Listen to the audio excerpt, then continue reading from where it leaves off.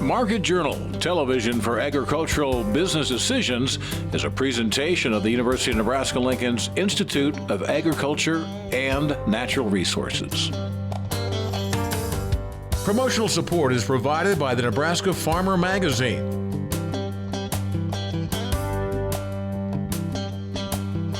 Hello everyone, I'm Bryce Duskett, and thank you for joining us today on Market Journal. We have a lot of ground to cover on today's episode.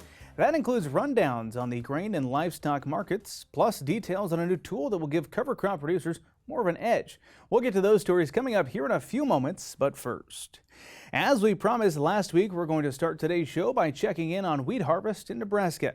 Tyson Narjes farms in the panhandle of the state. He says the 2022 winter wheat harvest is well on its way toward the finish line. He shared this update over the weekend regarding the yield. So far, this year's harvest is one many producers are willing to forget, as yields are extremely low. Many reports across the southern portions of the state bringing 20 to 50 bushels per acre.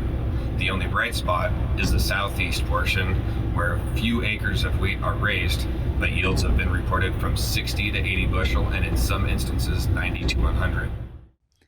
For the area Tyson farms in, that being the southern part of the panhandle, it was a disheartening harvest.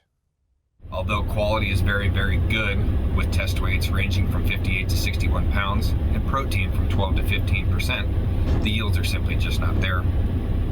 Producers report yields of 10 to 35 bushels per acre, with the most being in the 20s. Atop the list of this year's challenges consist of the persistent drought, sawfly damage, and most importantly, the hard freeze experienced the last week of April.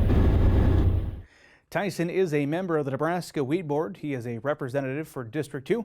Our thanks goes to him for that update and his perspective. The month of June gave many Nebraska crop producers headaches with severe weather. Many areas of the state were hit hard by hail throughout the month. Now, after several weeks, some fields were a complete wash while others have been replanted. Since those storms have passed, it's been a whirlwind of work for crop producers, insurance adjusters, and extension educators alike. Between stand assessment and trying to figure out what their plans would be moving forward, there's been a lot on the plates of those affected by the storm. It's a blessing to see new regrowth in these damaged and destroyed fields.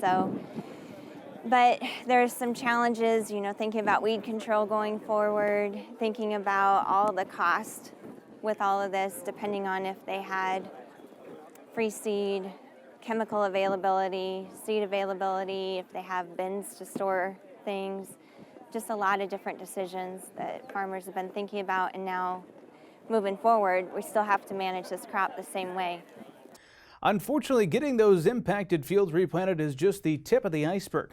While many producers were able to get replanted in a hurry, there are a whole host of issues to look out for, especially as their crops are going through the vegetative stages just in time for the arrival of pests like the Japanese beetle.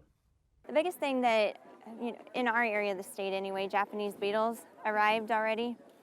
And so we typically have a threshold once we hit tasseling in corn, but we don't really have a threshold for the vegetative stages of corn. And so what I've been telling guys, because we've got little corn right now, and we got Japanese beetles feeding on these plants, so we're saying about 30% defoliation. I was talking to Bob Wright about that, and we're going to go with that same 30% defoliation to cause that trigger for corn before tassel, similar to soybeans before flowering. We're going to go with that 30% defoliation. Jenny tells us this is a trying time for anyone involved in crop production, and producers should take some time, even if it's limited, to focus on their own well-being. Because it's been really hard, and we've had loss throughout the state, whether it was the wildfires early on, the drought throughout the state, all this hail damage, and it's not just this area of the state, it's throughout the state. We've had big hailstorms, and I think when we're in crisis mode, we don't have time to really process this amount of loss. But when farmers were in those tractors having to destroy their old crop that they put so much time and effort and money into, it's really important that we're still talking with each other, that we're thinking about our mental wellness as well, trying to reduce stress and anxiety as much as possible, even though this whole replanting situation, it just, especially for guys who forward contracted a lot, that stress is just another level for them. So we just encourage everyone, keep talking to each other, find ways, healthy ways to reduce stress. Exercise, prayer, relying on your faith, working on a hobby, going fishing, just different things like that. But it's just really important. We don't talk about it enough in ag, but it's definitely something I've seen, I've heard in the fields, I've sensed with every single conversation I've had. As Jenny mentioned, these can be tough times for producers. If you're in need of help with your own mental health after events like this, the Rural Response Hotline is ready to help. That includes access to attorneys, financial advisors, professional counselors, and more to help. We've taken the liberty of posting several links to that could be a help for you on the Market Journal website. As we turn our attention over to the grain markets now, this week we were joined by author and analyst Elaine Kub. The hot and dry conditions across the Corn Belt have not seemed to have grabbed the attention as of yet by the traders. I began the conversation with Elaine by asking her about the factors that are impacting the trade. It's wild. I mean, from day to day, prices can change 30 or 40 cents, and that makes it really difficult to make a decision when you feel like the next day you could be wrong by 30, 40 cents. And that volatility is due to a lot of different things. I mean, it is a weather market, certainly for North American row crops right now, and justifiably so. But on top of that, this is just the time of year when trading volumes, futures trading volumes tend to fall. In any given day, the daily trading volume in soybean futures is about half as much as you might see on a random day in February. So that's part of it. It allows the markets to get more wild and more choppy. That weather market, the outside markets, just everything seems to be adding to this volatility. And I realize that adds challenges to making decisions. You talk about the fact that it is a weather market, and I've heard from a few of our viewers over the past week as they look at this, they haven't really seen the market, at least where we sit here in Nebraska, feel like it has absorbed the dryness we've seen in Nebraska. Of course, that is not a story everywhere in the country. I know you've been blessed up where you're at in South Dakota. It sounds like you've received some rain, but what do you say to those producers that are getting frustrated with this market because of that issue that they're addressing? Absolutely true. The weather seems to be responding to whether or not it's raining in Iowa and Illinois, which is pretty common through a summer. And I think that's likely to happen again this next week. I'm sure you'll cover this in your show elsewhere in your show with Al, that there's more precipitation forecast that may or may not get to some of those really dry parts in western Nebraska, western Kansas, where I know anything that's dry land that isn't irrigated is really suffering. And even the irrigated pieces are very, very expensive to run diesel on this summer. I understand all of those challenges, but the market itself, you're right, doesn't really seem to care about that until perhaps we start to see more of those numbers show up in the weekly condition ratings. But even then, I don't think that the overall North American feed grain supply picture is going to be as tight next year as it was this past year. So if you're in one of those areas that is having a crop failure where you have to look for the market to recognize that will be in the basis eventually. Next year, that basis will reflect local supply and demand as well as transportation costs, which are going to muddy the waters as well. Elaine, I think that's an important point. Of course, producers watching the show today know the price of diesel has certainly gone up, and they feel that effect every day. But they might not think about the cost of transporting goods and how that's ultimately affecting their price. And when it comes to exports and shipping commodities, are we seeing a pretty dramatic effect just because the cost to ship, for instance, from Nebraska out to the PNW has increased? Yes, exactly so. And it shows up in our wheat market too. So technically the United States wheat is the cheapest in the world right now. But again, these higher freight rates are true not only for rail, but also for barge shipping. Those rates are up about 50% versus a year ago. Certainly also for ocean freight rates. That's also a diesel market. It's a slightly different diesel market, but the same forces prevail, and the same cost structures will add to those same challenges of getting things moved from one place to another, particularly this year when there's the sort of a lack of grain coming out of the Black Sea region because of the Russian war in Ukraine. And we would ordinarily want to see some different movements across the ocean, but that's going to be more difficult, or be able to pay less at the farm gate when we back it all back down because of these higher freight rates, even across the ocean. Elaine, talk about the crop condition where you're at there in South Dakota, as well as any harvest progress you can share. Well, I really can't complain. We've had excess rain this summer, which is welcome. After last summer, we had a drought. And I think this is probably true in a lot of areas of North Dakota too, which, was so dry last summer. So it just seems like every year somebody, draws the short straw. And my heart goes out to the people who are experiencing it in some of the south and western portions of the Corn Belt this year, particularly because prices are so high. At that point, you're going to start looking for a crop insurance payment and a harvest kicker, which may not be as much as we would like, because the rest of the crop in the center of the Corn Belt actually seems to be doing fine. And Elaine will give you the final word this week. What piece of perhaps risk management advice, or what would you like to leave our viewers with today? Yeah, it's hard to anchor your expectations of where to sell any old crop if you're in that lucky position of still trying to sell off some of this high-priced old crop grain. It's hard to anchor it day by day when things are flailing up or down 30 cents, 20 cents in any given day. So make your anchor, a goal against your cost of production, or a goal that you would just have in mind as a flat price. Don't worry about the day-to-day movements. Thanks again to Elaine for taking the time out of her busy schedule to join us this week. We'll shift our focus over to the livestock markets now. On Wednesday afternoon, I had the chance to catch up with DTN livestock analyst ShayLe Stewart. On Wednesday, the live cattle were trending higher. We began the conversation by reviewing the factors that were driving the price for cattle a bit higher. It's interesting. The cattle market has not really chosen to trend with its seasonalities like it has over, in years past. 2020 was nothing seasonal, 2021 was nothing seasonal, and 2022 is opting to do nothing seasonal as well. But thankfully, we've really picked up a stronger tone in the marketplace. And as we trudge through now the second half of the year, we're seeing phenomenal feeder cattle demand. We're not seeing very good interest on the live cattle market side of things, but that comes with the dog days of summer. So thankfully, as buyers look at this marketplace and they realize and they understand that there's going to be significantly fewer calves come later this year in the market, simply because of the aggressive beef cow slaughter that we've seen over the past year in the marketplace, they are being aggressive buyers. And by aggressive, I truly do mean everything of the word. And so we've seen phenomenal demand throughout the countryside, and we've seen excellent demand in these early video sales. Whether you opted to look at Superior, Western, or Northern, all the sales have seen tremendous support and really interest all across the board. Whether you're looking at getting some lightweight calves or those heavier weighted feeder cattle, the demand has been excellent. So nevertheless, I'm very excited to see it. And even with corn trending higher than what it has in years past, it's not seeming to push buyers away from the marketplace. ShayLe, I wanted to ask you about those video auctions. I'm guessing you had a chance to watch those. What can you tell us about the prices that buyers are willing to pay? Honestly, Bryce, I was really worried about how some of those video auctions were going to fare, just simply because of freight. When you sell on those auctions, freight is a big component, simply because those cattle are trickled all throughout the countryside.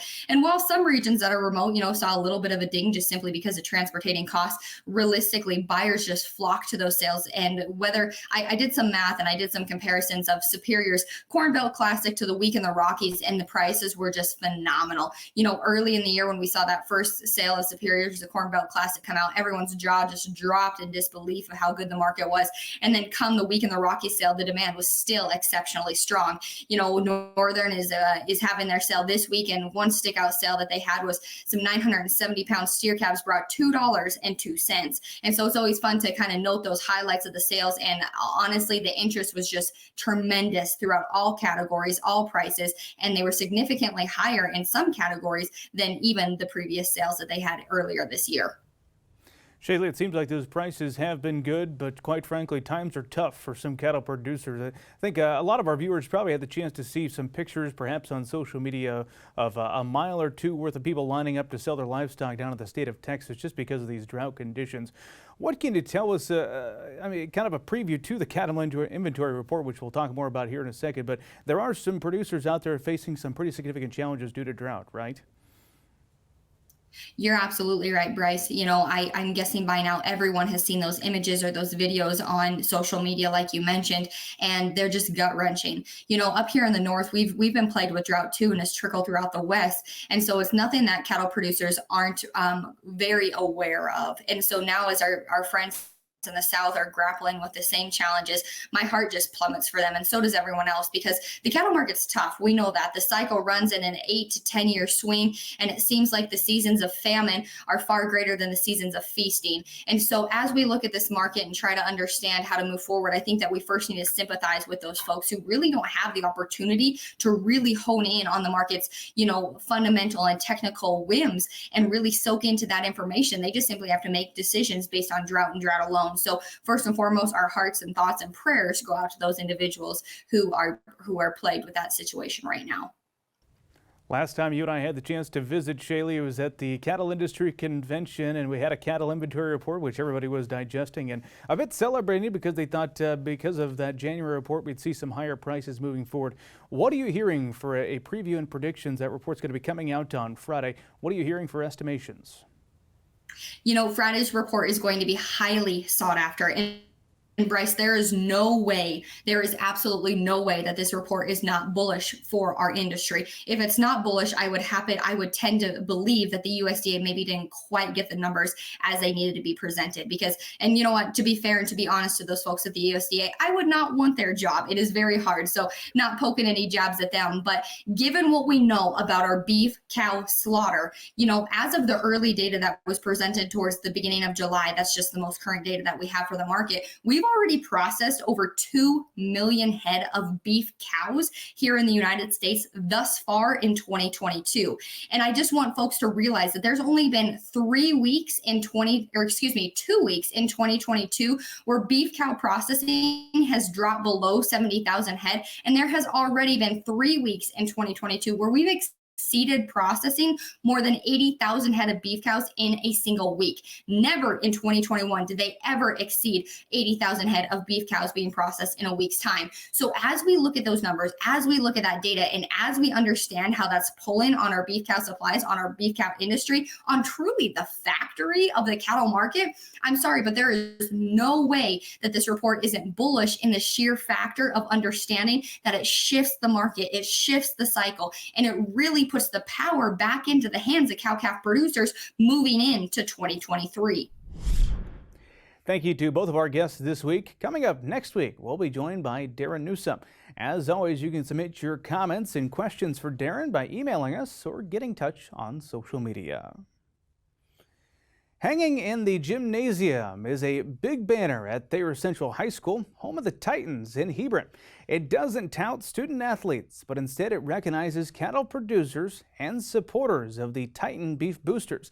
That is a group of farmers, beef enthusiasts, and school supporters who have contributed to getting locally raised beef into the school lunchroom and onto students' plates.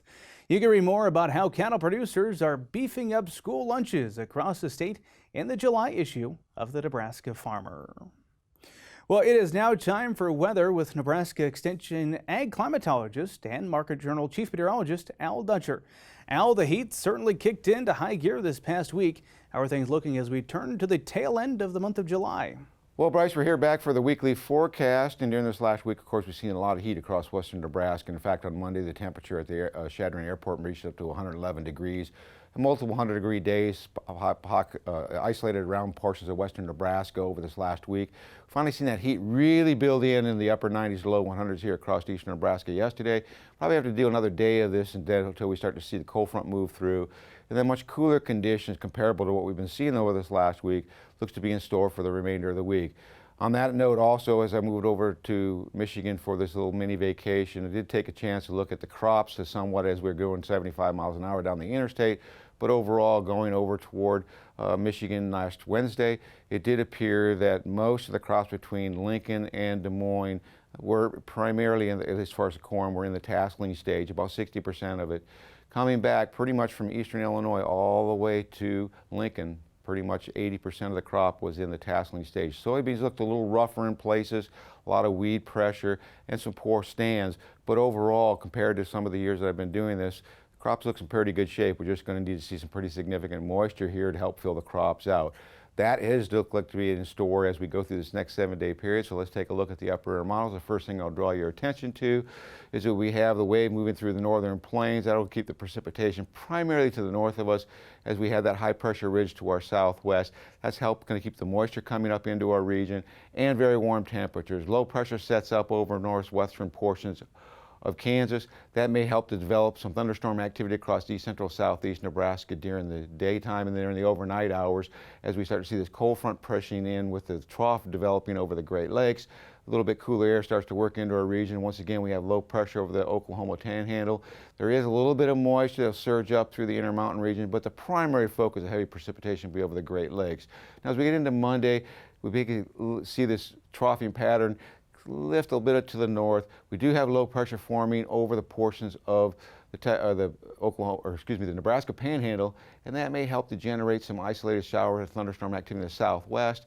And as we get into Tuesday, this front sags a little bit farther southward, and that puts Nebraska in the prime spot for some significant moisture. As low pressure starts to develop over north central Kansas, that's going to bring that more moist, humid air into our region. Thunderstorm activity from southwest to the northeastern portions of the state, potentially moving into southeastern Nebraska. And then on Wednesday, that trough starts to progress a little bit farther toward the east. That's going to make the setup for additional moisture as low pressure sets over portions of central and northern Oklahoma. That wrap-up moisture over top of the front gives thunderstorm chances once again from southwest and northeastern Nebraska. On Thursday, it does look like the Great Lakes trough tries to deepen a little bit. That's going to push a little bit cooler air into northeastern and east central Nebraska. Maybe hard-pressed in northeast Nebraska to make it out of the 80 to the 80-degree mark on Thursday, as we do see a little light shower activity, with the main precipitation remains to our south. And then this trough starts to lift somewhat toward the Great Lakes. It's going to allow a little bit warmer air at the end of the week to move into our region.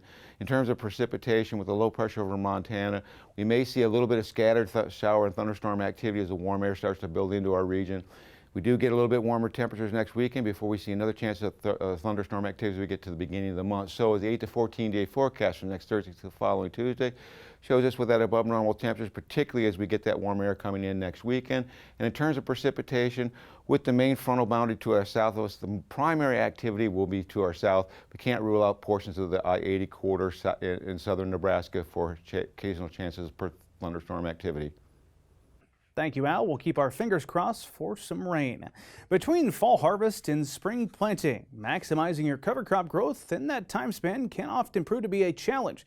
However, a new predictive tool developed at the University of Nebraska can estimate cover crop growth with different planting and termination times across the state. This could prove to be a valuable tool for producers who utilize cover crops or for those thinking about implementing them into their operations.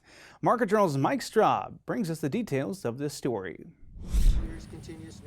The cover crop calculator is a new interactive tool to help producers answer the more common questions if they are planting cover crops for the first time or pondering the idea. It is a platform that has an interactive feature that allows people to learn more about how much growth, how much water use, how much nitrogen a cover crop might produce. The idea was to have basically an on-ramp for people who are interested in getting started with cover crops. And the calculator is really meant to provide people with an estimate of how much growth they might expect in their area, how much water the cover crop might use, and how much nitrogen it might take up. So some common questions that people might have really getting started with a cover crop. And what the tool allows you to do is to visualize what is the range of growth, water, nitrogen that you might expect, not just in one year, but over many different seasons, because we know that every fall, winter, and spring is going to be different. Sometimes you could plant a cover crop the same day and terminate the same day year after year and get very different results. And so the tool, you'll see if you use it, has a number of predictions or estimates, a range of what you might expect from an average year and a range of different weather years. And so what we hope is that farmers or researchers or people who work with farmers might use the tool to just begin to get some estimates of those benefits and impacts, or just the growth of of a cover crop in their area.